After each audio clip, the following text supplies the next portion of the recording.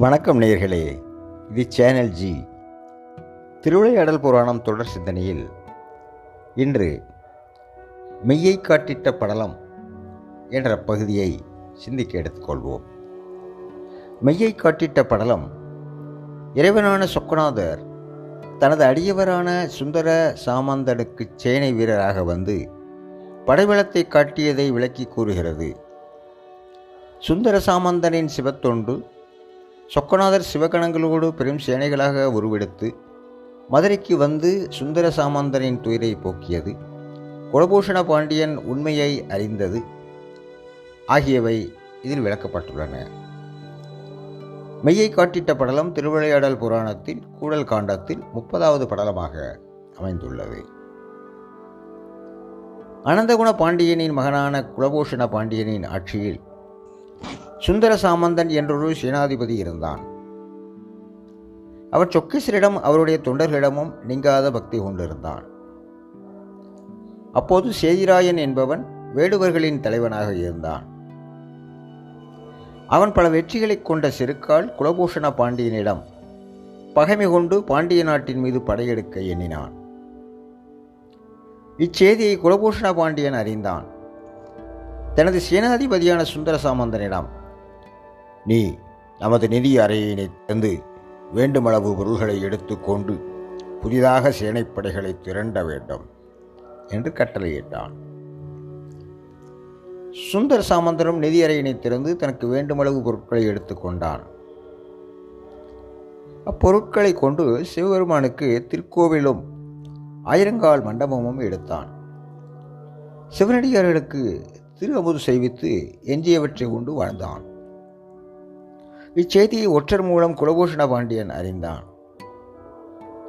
சிறிது காலம் கழித்து அரண்மனைக்கு திரும்பிய புதிய சேனைப்படை வீரர்களை வரவழைக்க பொய் ஓலைகளை எழுதி அனுப்பினான்.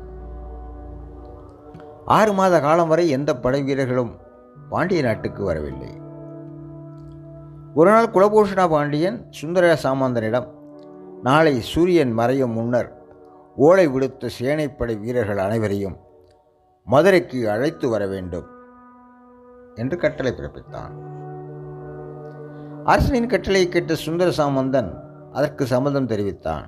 பின்னர் திருக்கோவிலை அடைந்து, எம்பெருமானை, அரசன் அளித்த நிதியினை கொண்டு சிவத்தொண்டு செய்து விட்டேன்.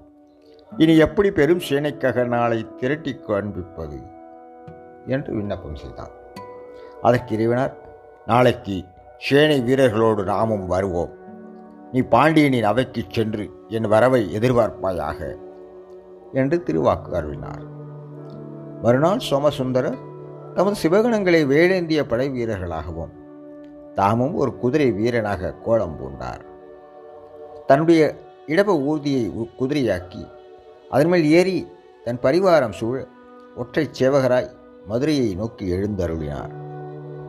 சேனையின் வரவினை கண்ட சுந்தர சாமந்தன் குலபூஷண பாண்டியனின் முன் சென்று வணங்கி சேனைகளின் வரவு பற்றி தெரிவித்தான். குலபூஷண பாண்டியனும் மனம் மகிழ்ந்து கடைவாயில் வந்து அங்கிருந்த மண்டப அறையினின் மீது விட்டிருந்து சேனை பெருக்கத்தின் சிறப்பினை நோக்கினான்.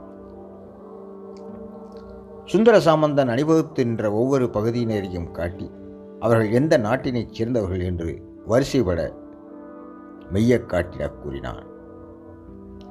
முடிவில் பாண்டியன் ஒற்றை சேவகரா என்ற சோமசுந்தர கடவுளை காட்டி அவர் யார் என்று கேட்டான். அதற்கு சுந்தர சாமந்தன், இச்சேனையை பெருக்கத்துள்ளவரை யார் என்று அறிந்து எவ்வாறு கூறுவேன் என்றான். உடனே பாண்டியன் அவரை அழைத்து இங்கு வருக என்று கூறினான். சேவகரும் தன் அடியவரான சுந்தர சாமந்தனுக்காக பாண்டியவனின் அருகே வந்தார். பாண்டியன் மகிழ்ந்து அவருக்கு நவமணிகளையும் பொன்னாடைகளையும் பரிசளித்தான். அதனை பெற்ற சோமசுந்தரர் தம் சேனை வெள்ளத்தில் புகுந்து மறைந்தார். அப்போது அரசன் முன் ஒற்றன் ஒருவன் வந்து, அரசே, சேதிராயன் வேட்டைக்கு சென்றபோது புலியால் அடித்து கொல்லப்பட்டு இறந்தான் என்று கூறினான். அதனை கேட்ட பாண்டியன் சுந்தர சாமந்தனுக்கு நிறைய பரிசுகளை வழங்கினான். பின், இந்த சேனைகளை அந்தந்த நாட்டுக்கு அனுப்பிவை என்று கூறினான். சோமசுந்தரர் மனித வேடம் கொண்ட வீரர்களாகிய சிவகணங்களோடு மறைந்து அருளினார்.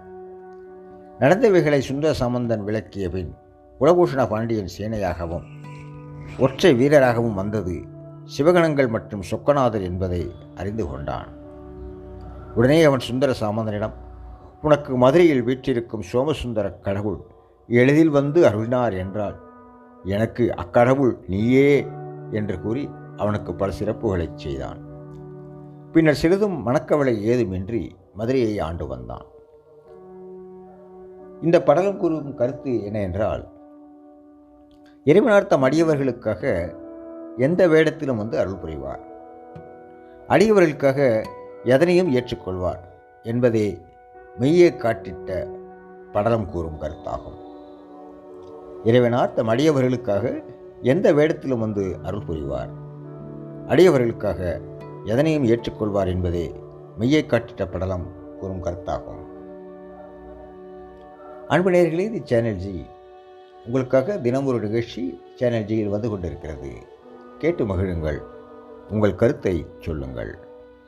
நன்றியுடன் விடைபெறுகிறோம்.